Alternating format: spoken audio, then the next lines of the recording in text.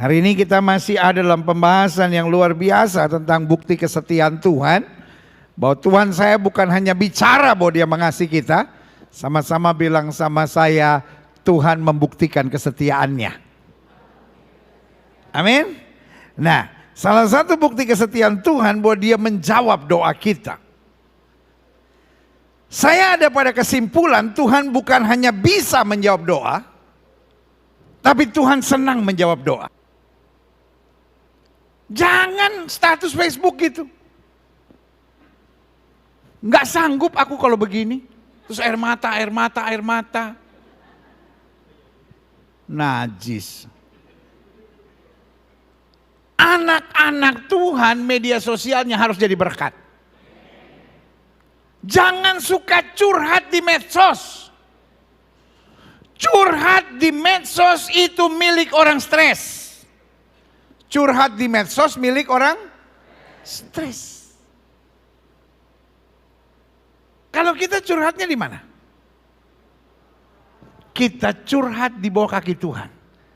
Karena Alkitab bilang air mata orang benar ditampung dalam kirbatnya Tuhan. Beri tepuk tangan. Kalau surat curhat di medsos, paling orang kasih jempol. Terus orang bilang, yang kuat ya bro, yang kuat ya sis, my prayer is with you. Setelah itu dia ngomongin, nih orang nih kayak orang stres ya, curhatnya di medsos.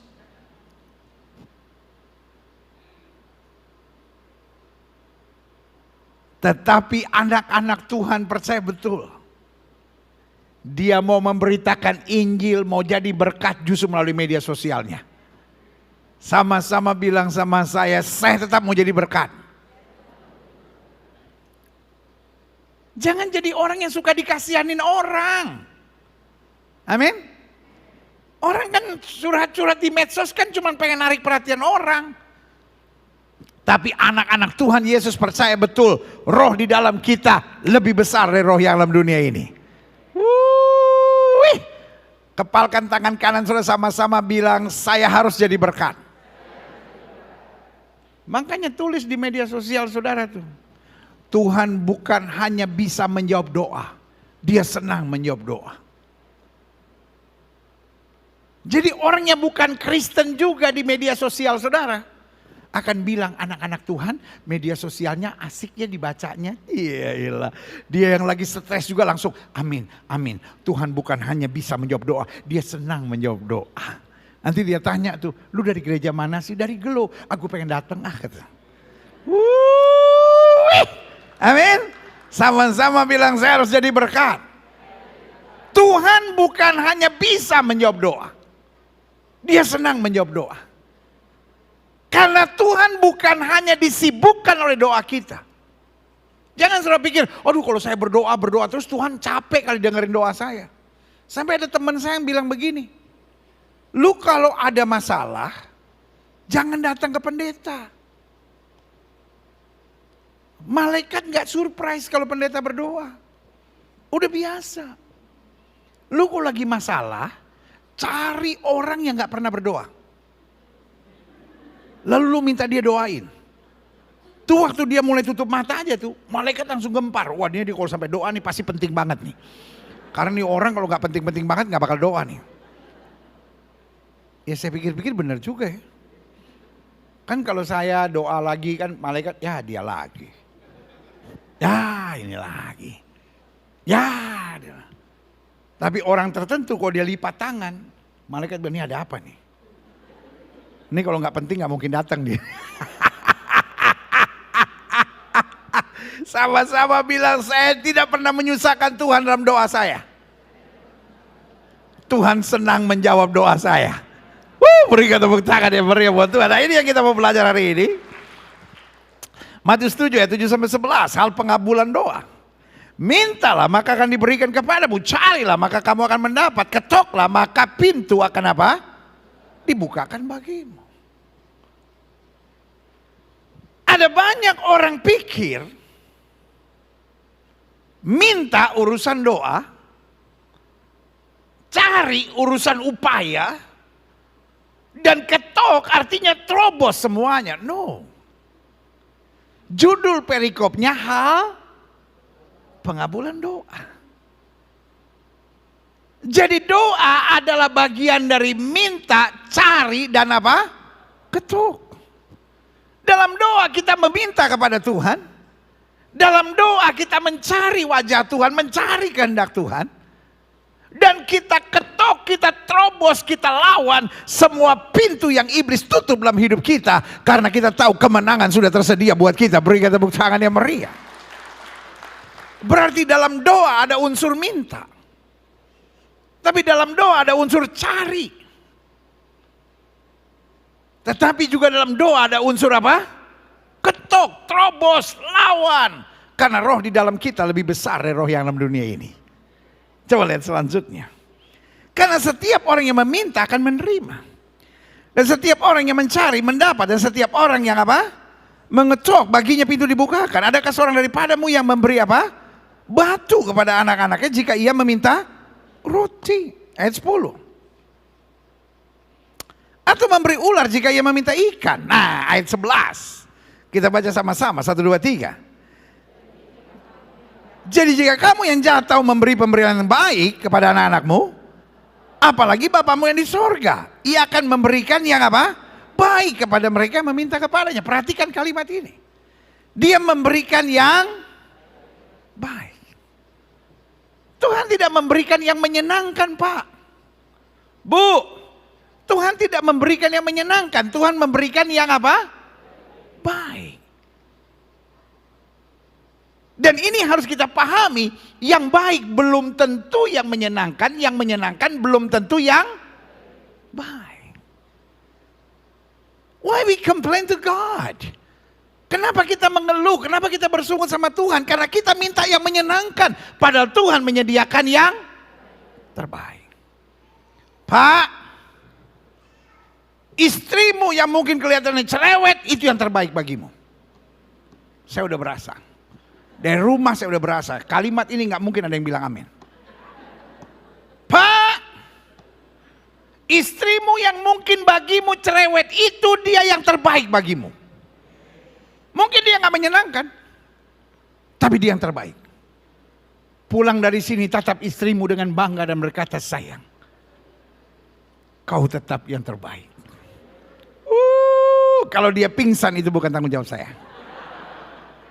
Itu persoalan kenapa engkau tidak pernah memuji dia. Bu, mertuamu yang selalu mau ikut campur itu dia yang terbaik bagimu. Itu amin yang paling gak tulus yang pernah saya dengar.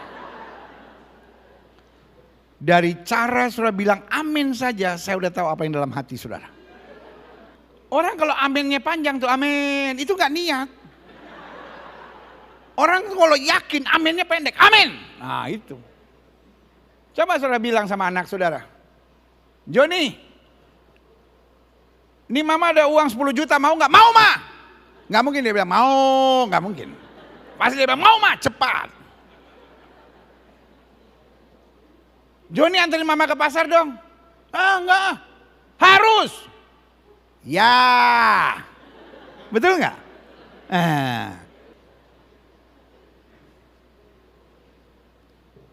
Mertuamu yang kadangkala ikut campur itu mungkin gak menyenangkan bagimu, tapi itu yang terbaik. Amin.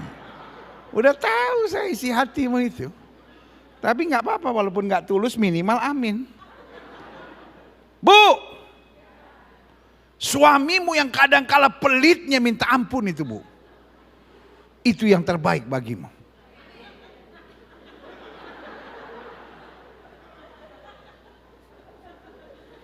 Ya bu ya, nanti di mobil bu, sementara suamimu lagi nyetir bu, bilang sama dia, sayang, apapun yang terjadi, kau tetap yang terbaik bagiku. Senin langsung gajian bu, nggak tahu tanggal berapa gajian aja, dapat bonus dia langsung. Sama-sama bilang Tuhan selalu menyediakan yang terbaik. Jadi hidup tuh kita nggak usah ngeluh. Pokoknya imani Tuhan tidak pernah beri batu untuk anak-anak yang minta roti. Saya mohon pada Tuhan, mungkin yang saya minta nggak dikasih oleh Tuhan, tapi Tuhan menyediakan yang lebih baik buat saya. Berikan tepuk tangan yang meriah buat Tuhan. Yeah.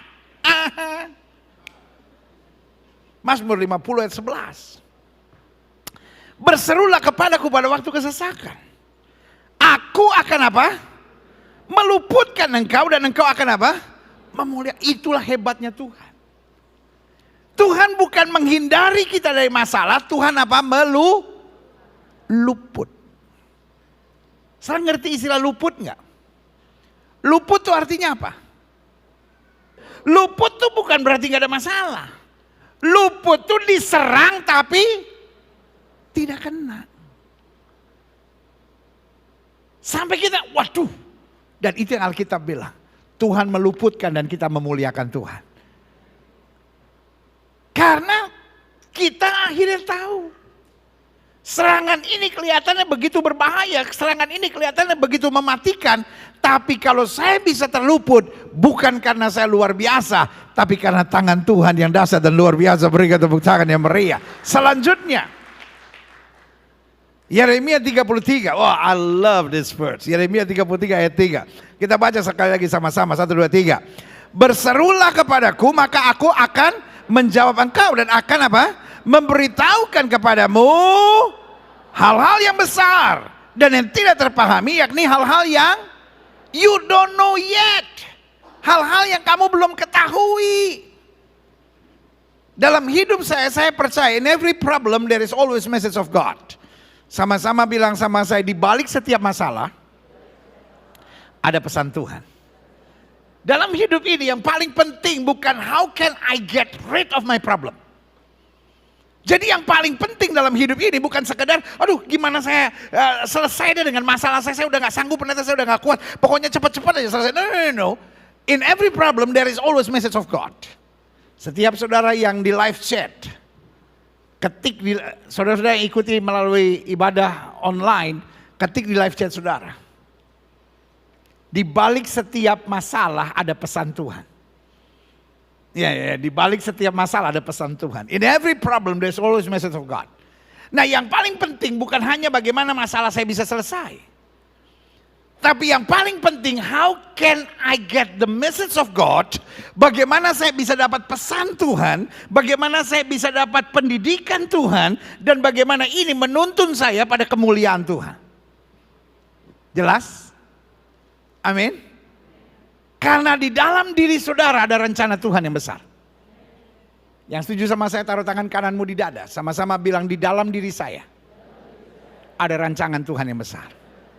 Saudara-saudara yang ikut melalui ibadah online, ketik di live chat saudara, di dalam diri saya ada rancangan Tuhan yang besar. Saya menolak dusta iblis yang berkata engkau hidup hanya asal hidup. Saya menolak dusta iblis yang berkata I'm just an ordinary people. Saya hanya orang biasa. Ya, yang penting pokoknya saya bisa selesaikan masalah saya. No, you are not. Di dalam diri saudara ada kemuliaan Tuhan. Ada rancangan Tuhan yang besar dalam hidup saudara. Dan lewat saudara akan ada banyak terobosan. Lewat hidup saudara akan ada banyak orang diselamatkan. Lewat hidup saudara akan ada banyak orang dipulihkan. Taruh tangan kanan saudara di dada sekali lagi dan bilang, hidup saya akan berguna buat banyak orang. Nah, iblis gak suka saudara tahu itu. Iblis cuma pikir yang penting saudara selesaikan semua masalah saudara. Tiap hari saudara cuma doa, Tuhan berkati saya, berkati anak saya, menantu saya, kucing saya, ikan mas koki saya Tuhan. Sehingga kita jadi bless me club Christian. Berkati saya, berkati saya. No. Hidupmu harus jadi berkat. Makanya Alkitab bilang apa? Berserulah kepadaku maka aku akan menjawab engkau. Dan bukan titik sampai di situ loh. Dan akan memberitahukan, akan menyampaikan pesan, akan menyampaikan kehendakku, akan menyampaikan rancanganku, hal-hal besar yang kamu tidak sadari, yang kamu tidak pahami, yang tidak kamu ketahui, tapi Tuhan mau nyatakan sehingga kemuliaan Tuhan akan nyata dalam hidupmu. Yang setuju sama saya angkat tangan kanan saudara dan berkata, saya terima dengan iman. Rancangan Tuhan buat saya besar dan luar biasa. Berikan tepuk tangan yang meriah buat Tuhan. Klik. Karena itu saya berkata buat setiap kita, saya harap ini tertanam dalam roh dan jiwa saudara. Prayer is our strength. Sama-sama bilang sama saya, doalah kekuatan saya. Sekali lagi lebih mantap, sama-sama bilang doalah kekuatan saya. Artinya selama kita masih berdoa kita pasti kuat. Siapa yang setuju sama saya? Sama-sama bilang selama saya masih berdoa saya masih kuat. Nah, makanya saya catat di sini, doa bagi anak-anak Tuhan bukan sekedar kegiatan rohani. Oh ya, orang Kristen mau makan, doa, Tuhan engkau ada di sorga, aku ada di bumi, biarlah di antara kita jangan saling merepotkan. Saya sekarang mau makan, jangan sampai ada penyakit-penyakit, kuman-kuman keluar. Kiranya makanan bikin saya kenyang, sehat, tapi timbangan tidak bertambah. Amin.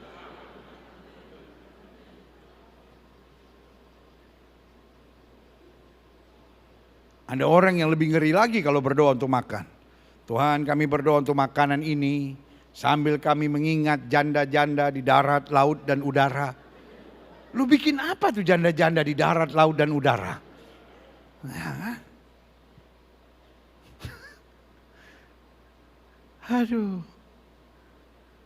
Saudaraku yang kekasih dalam Tuhan, doa bukan sekedar kegiatan rohani. But prayer is our strength. Makanya saya catat. Kenapa doa adalah kekuatan? Karena pada saat yang bersamaan doa adalah benteng. Namun pada saat yang bersamaan doa juga adalah senjata. Benteng artinya dia menjaga kita dari segala serangan. Tapi senjata artinya kekuatan kita untuk mengalahkan musuh. Amin. Jadi waktu orang menyakiti hati saudara, waktu orang melukai saudara, jangan balas. Jangan sakit hati, doa.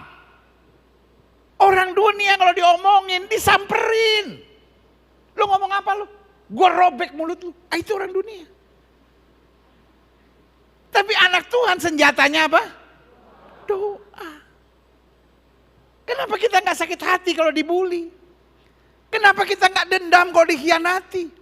Kenapa kita gak kepahitan ketika kita disakiti, ketika kita dicurangi? Karena kita doa, dan di balik doa kita tahu Tuhan merubah kutuk menjadi berkat, Tuhan merubah ratapan menjadi tari-tarian. Berikan tepuk tangan yang meriah. Yeah. Sama-sama bilang saya harus berdoa. Waktu kau sukses, berhasil dan merebut kemenangan, berdoalah supaya engkau jangan jatuh. Tapi waktu kau ditekan, kau disakiti, kau dilukai, berdoalah.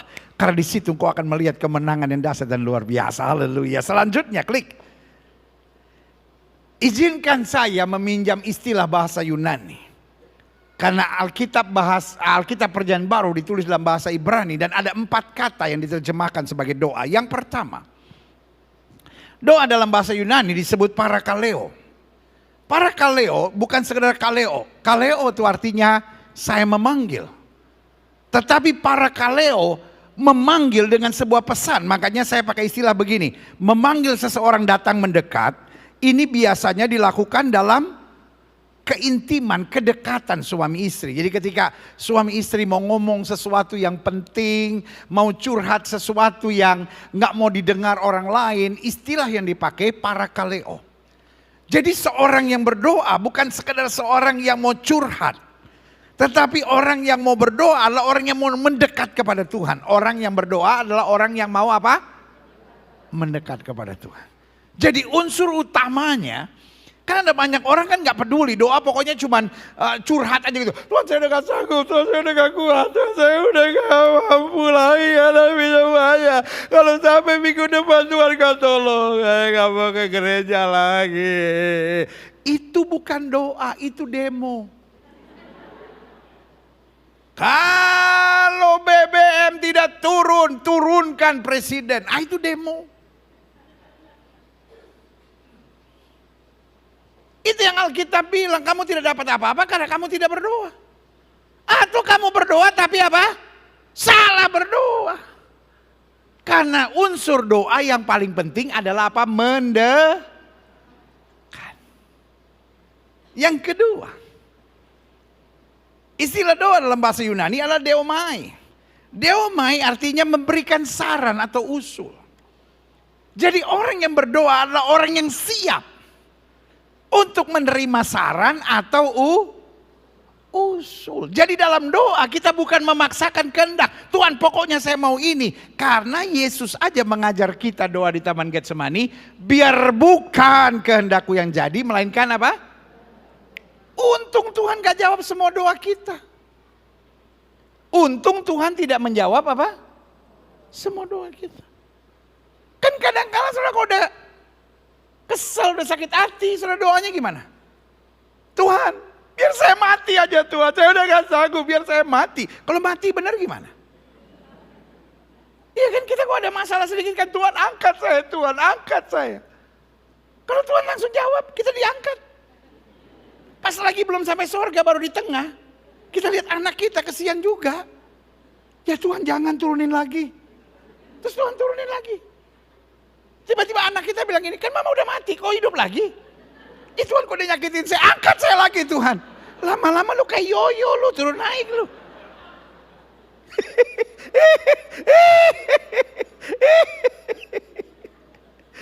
Ngerti gak maksud saya? Iya kan? Jadi orang yang berdoa bukan orang yang memaksa Tuhan. Tapi orang yang sadar saya terbatas. Yang saya mau bisa salah. Saya butuh saran Tuhan. Saya butuh usul Tuhan. Saya butuh tuntunan Tuhan. Petunjuk Tuhan. Supaya saya tetap dapat yang terbaik. Amin. Yang ketiga. Iya kan.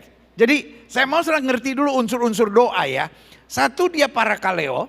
Kita mau mendekat. Yang kedua kita mau apa? Menerima saran, menerima usul, menerima arahan Tuhan. Yang ketiga, doa dalam bahasa Yunani juga artinya aiteo. Apa itu aiteo? Aiteo itu artinya mengajukan permohonan.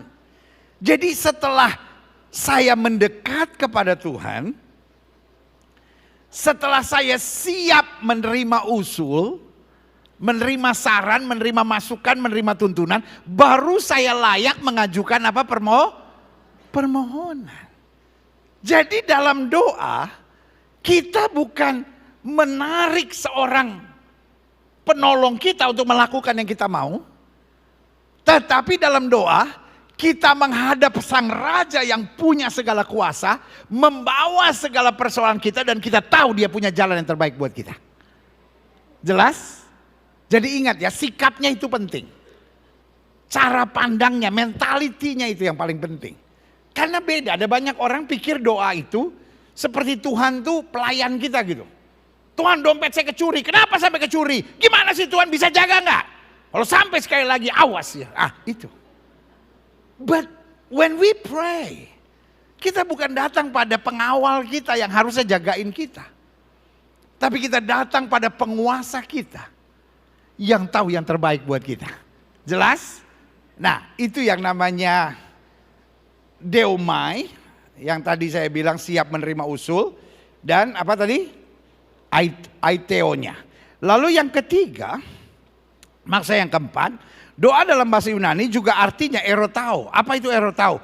Berdoa adalah memeriksa diri dan hati kita di hadapan Tuhan. Setelah kita memohon kepada Tuhan, kita make sure hati saya bersih enggak? Makanya Alkitab berkali-kali kalau kita bicara tentang Daud, Daud berkali-kali bilang, ujilah aku Tuhan, cobalah aku, selidiki aku, apakah mataku dan hatiku tidak tertuju kepadamu. Karena yang Daud harapkan cuma satu, Tuhan menjawab doanya, agar kemuliaan Tuhan dapat dinyatakan dalam hidupnya. Seorang yang berdoa bukan seorang yang ingin semua yang dia mau terjadi. Tapi seorang yang berdoa, seorang yang mau hidupnya makin hari makin menyenangkan hati Tuhan dan menjadi berkat buat orang lain. Berikan tepuk tangan yang meriah.